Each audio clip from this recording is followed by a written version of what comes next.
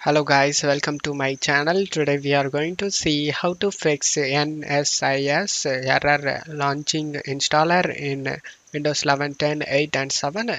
Let's fix it guys. Method 1, you just need to move the program to another location. To do this, you just need to navigate to the setup file. You getting this error. Just right click on it and select copy it. After copying it, paste it in another location, for example desktop. Now you can install it and check if the problem solved or not. If the problem not solved, then let's mod the method 2 guys. Method 2, you just need to rename the program. To do this, right click on the setup file and select rename option. And now you just need to type the program name in English. After typing it, press enter. Now you can try to install it and check if the problem solved or not.